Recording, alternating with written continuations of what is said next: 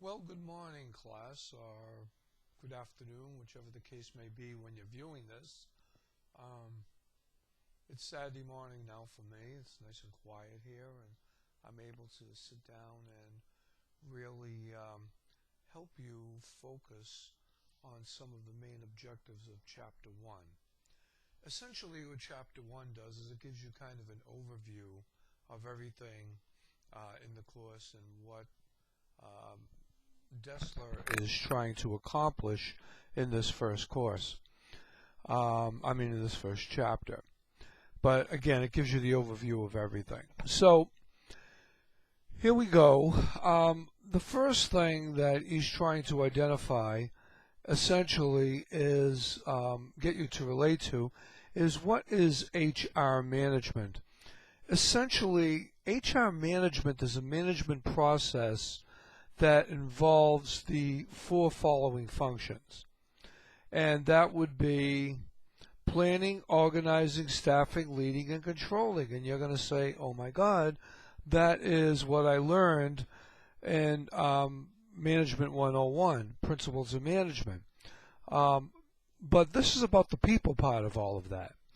The people are personnel aspects, that is, of management jobs involve conducting a job analysis, planning labor needs, and also recruiting job candidates. You know, one of the toughest things to do really is to select the right job candidates. I know here at Curry I was recently on a couple of search committees for some higher and lower profile jobs. And the thing is that choosing the right candidate is very, very difficult because everybody that you interview has their own strengths and weaknesses, if you will. Some stronger in some areas than others, and it's kind of like, well, if I were able to get all of the attributes that we are looking for in all the different candidates, I would have my ideal candidate. But the thing is, the real world doesn't work like that. You kind of have to make a decision based on all the wonderful candidates and who really has more of what you need. So when we select the right job candidates, we're looking at orienting and training them, after we've brought them on board. We're looking at managing wages and salaries. We're looking at providing incentives and benefits, and most importantly, appraising performance. Training is one of the first things that go into a budget and one of the first things that come out. Why? Because a lot of employers, they don't really see immediate gratification or return on investment with employees, especially with the higher profile jobs. They think that training really is a liability on the balance sheet, but in reality, as an economist, I look at it as an investment. It's a return on investment. The more you train, the more you develop, the better off your employees are, the better they come out. So you want to, not only that, when you invest in their training, they're also investing in you, meaning that they're going to perform harder because you're taking a personal knowledge in them and they become more knowledgeable. We're also looking for employee commitment too. We want employees who are very strong in understanding affirmative action, health and safety. But when we look at human resource management in and of itself, we're looking at the glue or the conduit that holds everything together. Granted, a lot of the HR functions are now absorbed by line managers, but still, you need that strong core of HR people that are very knowledgeable about equal employment opportunity, affirmative action, employee health and safety, handling grievances, and so on. If you're unionized, you want them to know about labor relations. So why is HR management important to all managers?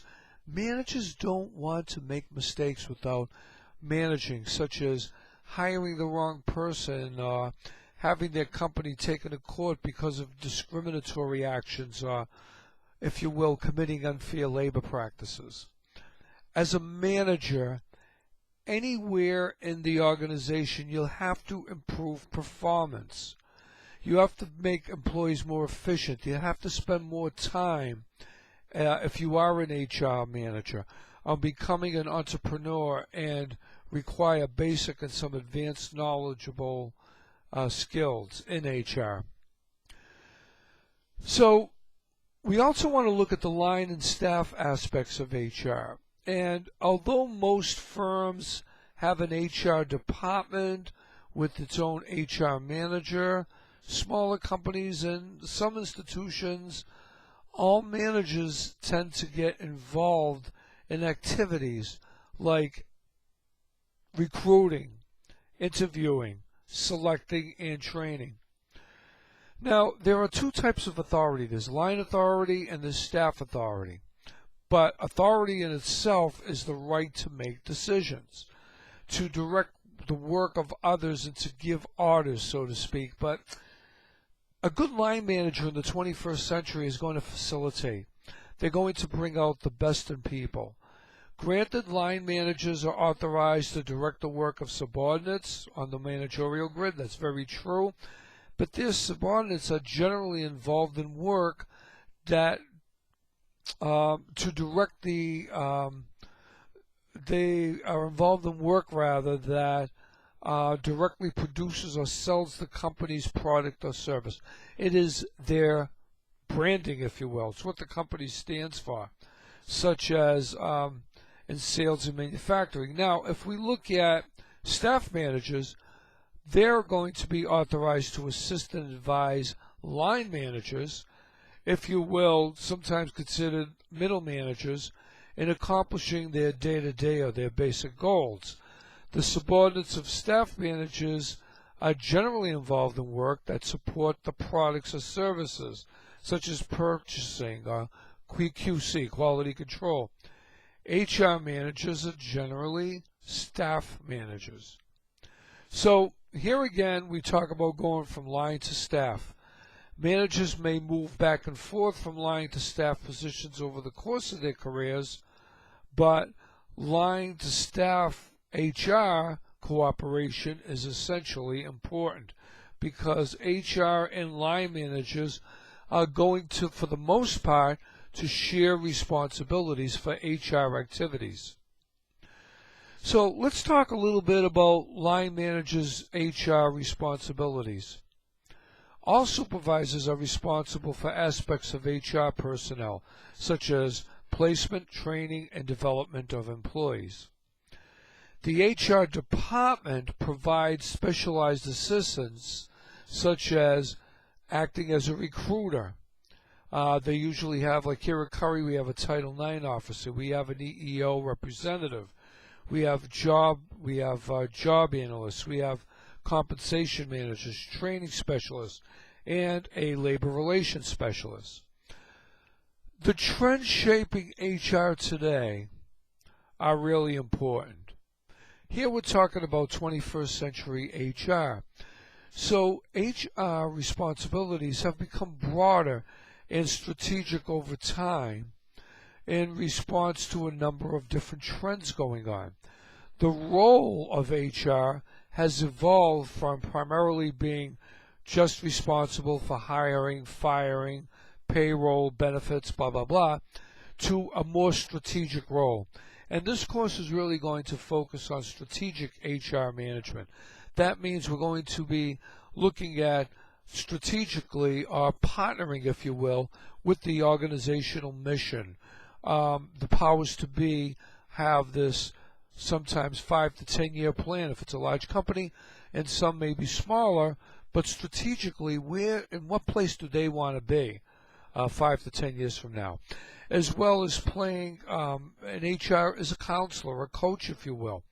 HR department plays an advisory role to the organization in areas of, if they're unionized, labor relations, even if they're not unionized, you get involved with the NLRB, the National Labor Relations Board, and, importantly, legal compliance. Big thing we're going to talk about is workforce diversity. The labor force is getting older, as you probably know. There are more baby boomers that are still working, who are sandwiched between generations. But the aging labor force represents significant changes in terms of potential labor shortages down the road. And many firms are now instituting new policies that are aimed at encouraging aging employees to stay on, offering their skills and expertise if they could still work, and maybe even attracting previously retired employees.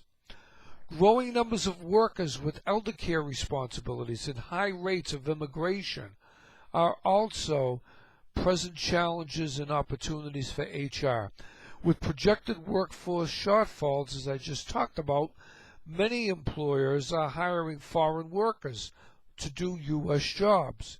Technology facilitates alternative work arrangements, contributing to a workforce of people who hold multiple jobs, temporary employees, even leasing employees, we could talk about that, or contract labor people. Now, let's talk a little bit about technology and workforce trends. Technological changes are going to continue to shift growth and employment opportunities in different occupations. We have service jobs, and what about service jobs? They comprise more than 2/3 of the U.S. workforce, which is producing and delivering services as opposed to products, because as you know, a lot of our products are outsourced. Human capital. Not just looking at people, employees as human resources, but as human capital.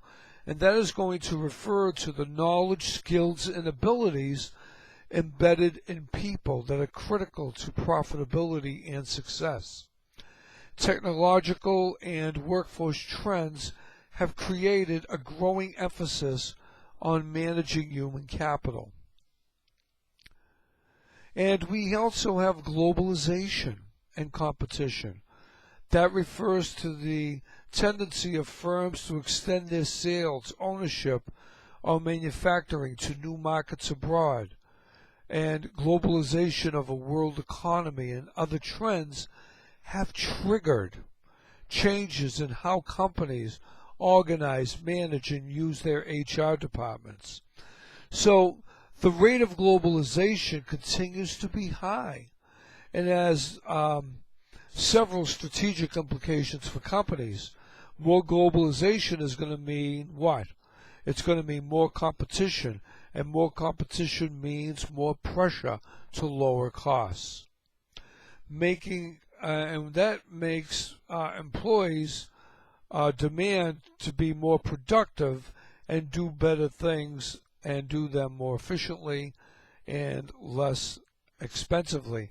We also have a lot of economic trends and challenges. All of these trends are happening within the context of economic upheaval. U.S. consumers actually spend more than they earn. I mean, come on. You know it and I know it. Credit card companies, right? The United States itself has become a debtor nation, really. The U.S. has had to borrow money to keep buying more from abroad than it sold. So, much of the economic boom was built on debt, which eventually ran its course. So, when we talk about economic and workforce projections, today economics trends are pointing up and hopefully will continue to do so. So we're still, coming back from that major catastrophe with the banks in 2007 to 2009. We're coming back, but we still have an unbalanced workforce, and we're still in a recovery period. So there's a lot of consequences for HR managers. HR management has evolved over the years, but again, being more involved in strategic planning. HR must lead the company's performance improvement efforts through structuring an efficient HR department. And I want you to be able to go into your chapter and look at these things like managing employee costs and working toward strategic results, which are essentially three areas: HR and performance management, HR and evidence-based management, and HR and adding value. HR performance and sustainability, HR and employment engagement, and HR and the manager's HR philosophy, HR and strategy, sustainability and strategic HR management, HR and human resource competencies. Even going back to the manager skills, talk about HR and manager skills. What about ethics? Ethics means the standard someone's used to decide what his or her conduct should be. HR has an important role in promoting ethical behavior at work. And we all know that over the years, ethics has been a real challenge in many companies. So the plan of this book overall is to, part one, is to give you an introduction to HR. Part two is going to look at staffing. That's workforce planning and employment. Part three is training and HR development. Part four is compensation total rewards. Part five, employee and labor relations. And part six, special issues in HR. So it's kind of an overview of everything, but you could see what the objectives of the course are. Look at what I just talked about, compare it to what you see in this video, and go to your book and learn. I'm also going to pop a few YouTube videos here in Module 1 for you to see, and it very much relates to a lot of the topics that I just talked about. So that is week 1, guys.